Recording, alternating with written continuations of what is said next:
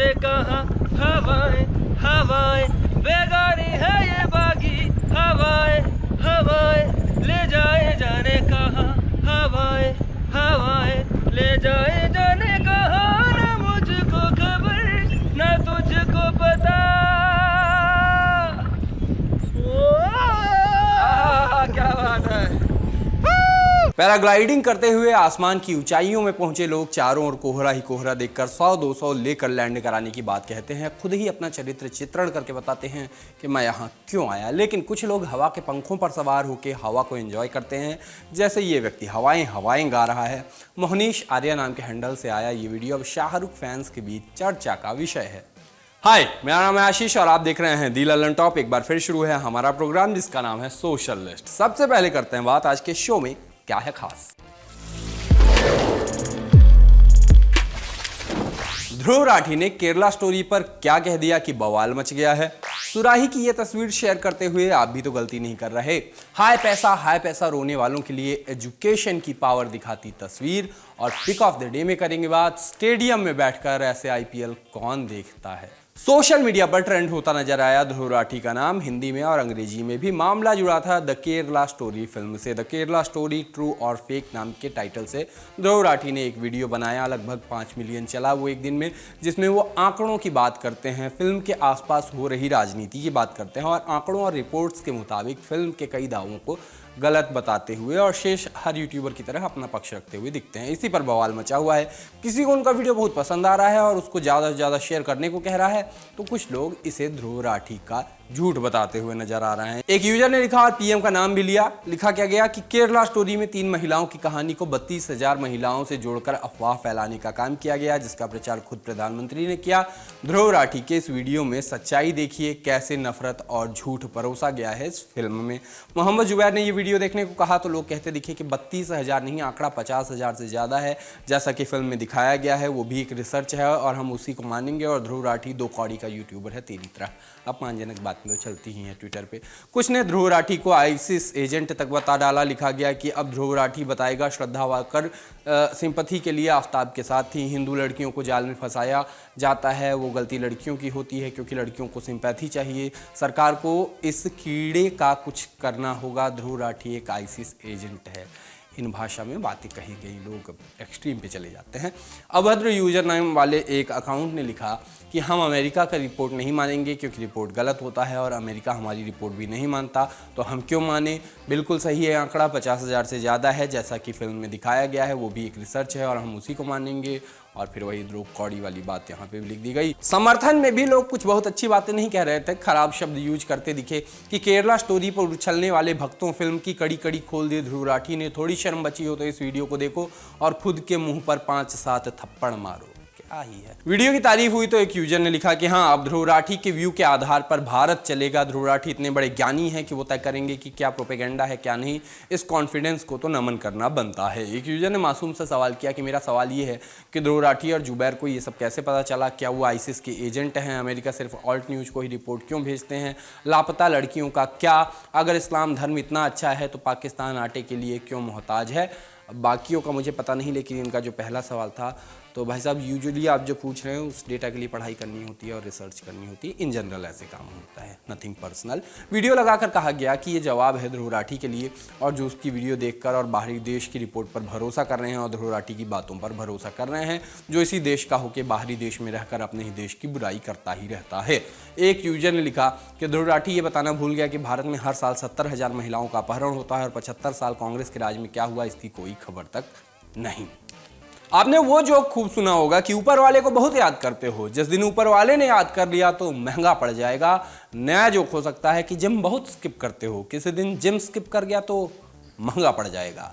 ऐसा ही हुआ अनुष्का नाम की यूजर के साथ। ट्विटर पर लिखा कि कोविड हुआ और जिम से 2 हफ्ते का ब्रेक लिया, आज लौटनी तो देखा जगह बंद हो गई है और मेरे लॉकर का सब सामान गायब है। आगे जिम वालों से उन्होंने पूछा कि क्या जी ऐप, मेल, मैसेज, कुछ कोई नोटिस आएगा कहीं पे? जिम वाले भी हम क्षमा प्रार्थी हैं, मामला दिखवाते हैं टाइप्स बातें कह रहे हैं। शायद आगे कुछ हो भी, लेकिन उस पल की, उस क्षण की, मोमेंट की कल्पना कीजिए कि जब आप 2 हफ्ते की बीमारी के बाद उठे, जिम पहुँचे और पता लगा जिम ही गायब है। आनंद महिंद्रा ने एक मजेदार फोटो ट्वीट की। इंस्टा पर बड़े दिनों से दिख रही थी, अब ट्विटर पर भी चल रही है। आनंद महिंद्रा ने भी हर दूसरी चीज की तरह इसकी बढ़ चढ़ कर तारीफ की। डिजाइन और सौंदर्य में फ्रिज से बेहतर बताया किसको? सुराही को। प्लानेट पॉजिटिव सरीखी बातें कही। हम्बल सुराही प्रीमियम लाइफस्टाइल एक्सेसरी बन सकती है जैसी फील गुड वाली बातें कही इन्होंने। नीचे एक मीम था, सुराही और फ्रिज एक तरफ लिखे थे, मतलब दोनों के नाम लिखे थे, तस्वीर लगी थी। अंतर ये बताया गया कि दोनों पानी ठंडा करते हैं। एक 200 में आती है, एक 10,000 से ज़्यादा की आती है। सुराही ज़िंदगी भर चलती है, नाती पोतों को भी दे सकते हैं। दूसरा बस 7 से 15 साल चलता है। एक को लो मेंटेनेंस कहा गया सुराही को, फ्रिज को हाई मेंटेनेंस और बिजली खाने वाला कहा गया। सुराही के लिए कहा गया कि ये पोर्टेबल है, फ्रिज नहीं है। आखिरी पॉइंट जो था वो बड़ा मज़ेदार था कि सुराही के लिए अरिजीत सिंह ने गाया है कि दूधों की मलाई वही मिट्टी की सुराही रास्ता देखे। और फ्रिज के लिए कहा गया कि अरिजीत ने इसके लिए कुछ नहीं गाया है, सबको एकदम पुरानी चीज़ें बेस्ट होती है टाइप्स ख्याल आए। खूब रिट्वीट बरसे। एक यूजर ने हालांकि लिखा कि ट्रैक्टर और बैल की फ़ोटो लगाई और कहा कि अंकल खर्चे, मेंटेनेंस और प्लानेट पॉजिटिविटी के संदर्भ में इन दोनों की भी तुलना कर दीजिए। चलिए ये सब तो रोज़ का है, अब मुख्य बात सुनिए। ये सुराही है ही नहीं, ये है मटका या मटके जैसा कुछ जिसमें टोंटी लगी है। सुराही तो बिल्कुल ही नहीं है। सुराही का बेसिक फीचर ये होता है कि उसकी लंबी गर्दन होती है।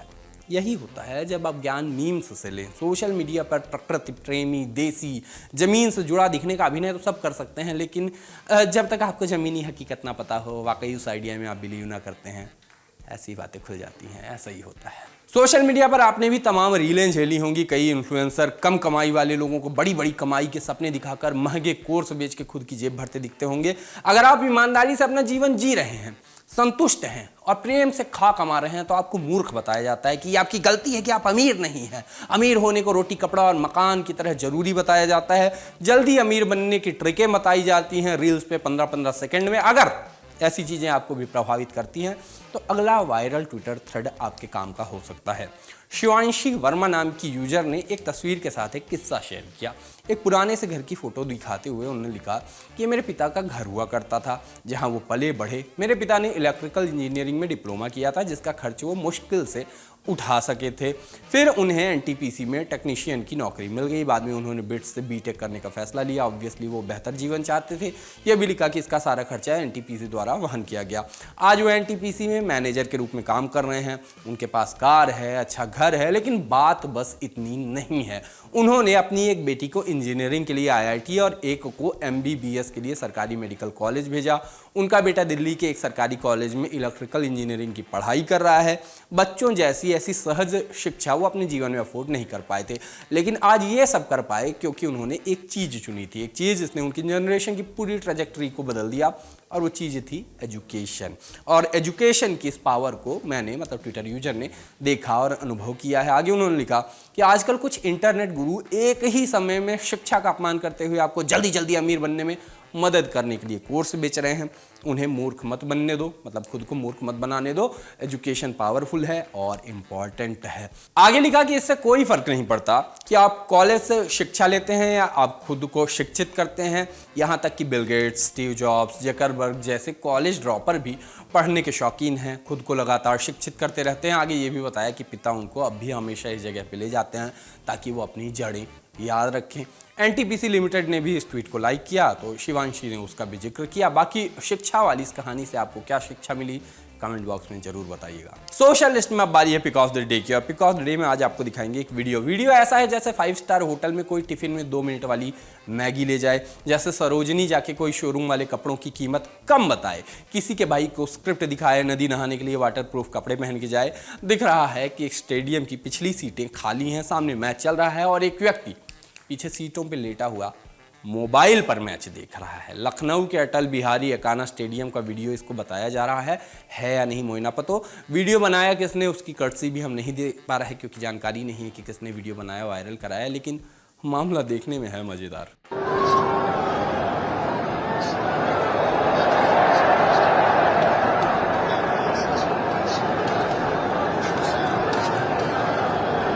बाकी आज के सोशल लिस्ट में इतना ही। जाते जाते एक खास जानकारी सुनते जाइए। कर्नाटक चुनाव के नतीजों के चलते इस बार हमने नेता नगरी का टाइम बदल दिया है, तो सिर्फ इस हफ्ते शनिवार सुबह 10 बजे नहीं, शनिवार शाम 7 बजे आपका पसंदीदा वीकली पॉलिटिकल शो नेता नगरी आएगा। अब मैं ऐसा खुशी खुशी कह सकता हूँ कि सोशलिस्ट ही नहीं है जो हमेशा लेट आता है, कभी कभी दूसरे शो भी लेट हो जाते हैं। मैं चला, टाटा।